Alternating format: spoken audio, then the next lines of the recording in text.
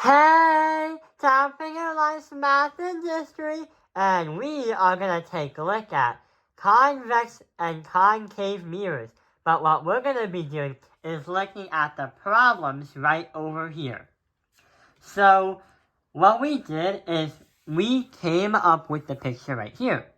But we also put some dimensions. But since we didn't have a ruler, we put the places and the points right on the thing for you.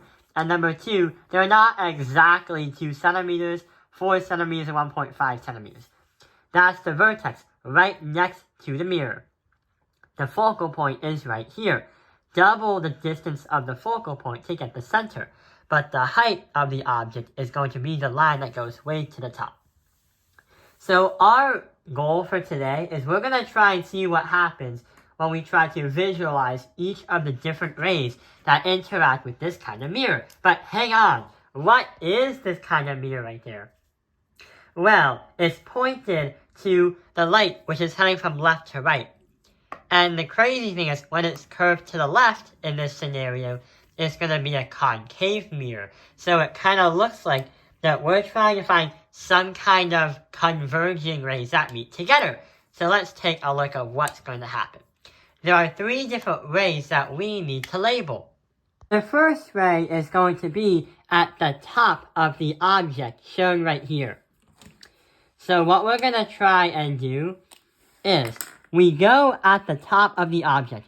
We go in a straight line and hit the converging mirror.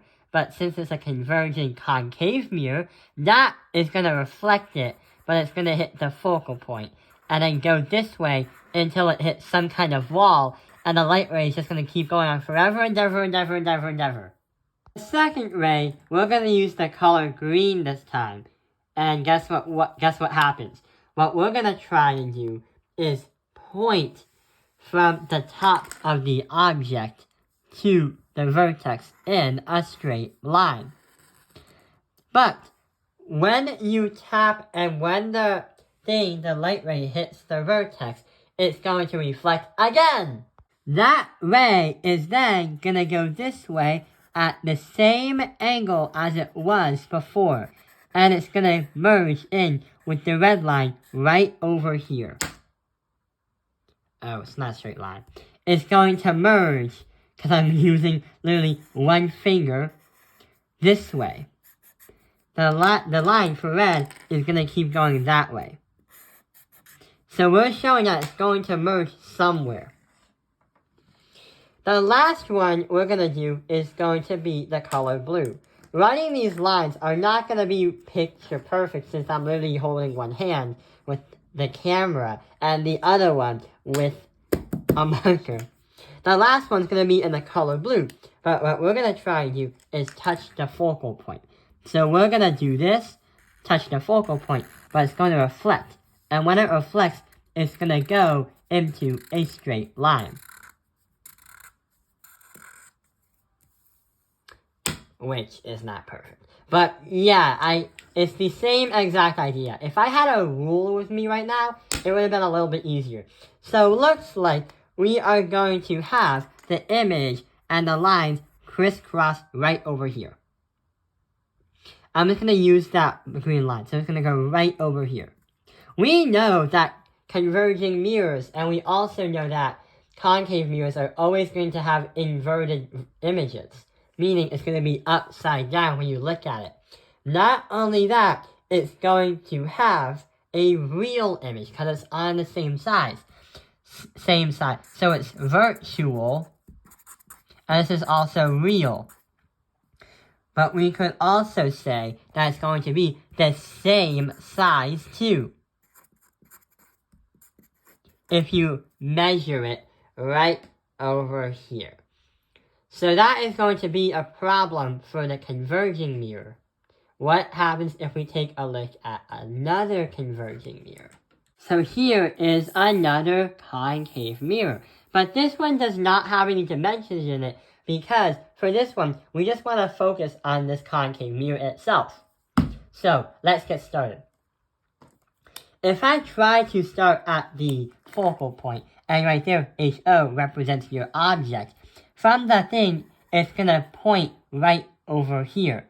But then it's going to reflect and then touch the focal point back. So it's going to go like this. Forever, forever, and ever. But we have the center point 2 times the distance of the focal point, double the size of which it comes from the vertex. How are we going to solve that out? Well, if you take a look at the center and try to point it at the concave mirror, it's going to have a light ray that goes in a straight line and goes like this. But instead of reflecting to another direction, it's just going to backfire and then go the opposite direction. But, how does that even work? We have 2 lines that are completely parallel and will never intersect. What? How are we going to solve this one out? Well, number 1, we don't have anything merging with each other. There's no intersecting, there's no intersection, and it's not what the mirror is going to do. So in this case scenario, there's going to be no image. That means the parallel lines, or the lines for the light rays, are going to be parallel. There's no image being generated because nothing's literally being intersected. So yeah, that is going to be one where the concave mirror doesn't really do its job and there's no image. Okay, that's a lot of concave mirrors. But what happens if we try to play around with a convex mirror? So a convex mirror does the opposite of what a concave mirror does.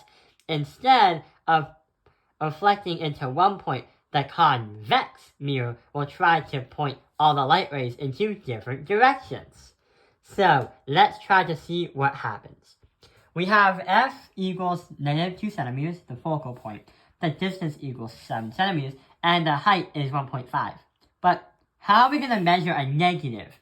Well, it's going to be some kind of vertex, or a vector. So we're trying to look at some kind of vector here. Because if you take a look at the picture, you realize that the focal point is on the opposite side of what we thought it would be. So that's why it's a negative number, because the light is going to be coming this way. So here is the top of the object. Let's see what happens. We are going to draw a straight line right this way. But it hits the convex mirror. There is no way that light is going to go past that mirror. Therefore, it's going to be reflected. But how? If you take a look at the light and the focal point, draw dotted line so the focal point is able to merge in with the light. But then it's going to go this way. The light is just going to reflect outward until it hits some kind of wall, or it just goes like that forever and ever. The next one we're going to draw in the color green. The next one, what we're going to try and do is point from the top of the object once again, and then we're going to draw a line until it reaches the center point. So let's see if I can do that with just one. No, yes. But wait, we made a mistake. We weren't supposed to have a line like that. We were supposed to have a dotted line like that, because the light doesn't actually go there. The dotted line is going to cause the reflected ray to just go back and forth like that. The last line, we are going to need the vertex. The vertex is always going to be the point in front of the mirror. We are going to point at the vertex. The light ray hits the vertex, reflects off at the same direction, going in this opposite direction. But how does that even help us? Because that sounds kind of worthless if it doesn't really touch the focal point, or if it doesn't really, Well, what it can do is try to help us understand where the lines are going to meet.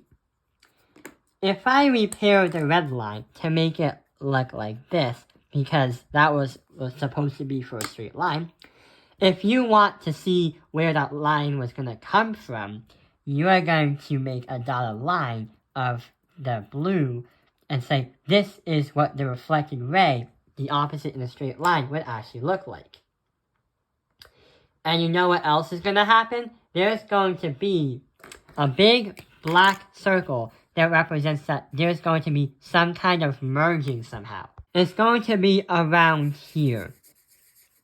Remember, I'm literally writing with one hand, so that's why one, the lines may not be straight, and two, the measurements might be a little bit off. So yeah, it's not drawn to scale. It's just to visualize. So if that is it right over there, there is something that we can say.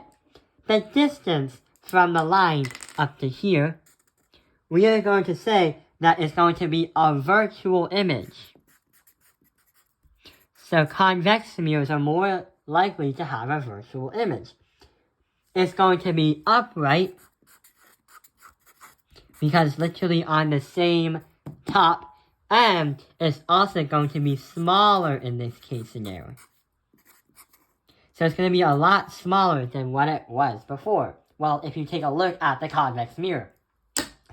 Convex mirrors are really good at catching people that are behind you. It gives you like a bird's eye view. Like at the shopping mall or at like a police station, you'll always see a convex mirror so they don't let criminals escape their cells. So yeah, that explains the convex mirror. I hope this video has helped you understand convex and concave mirrors.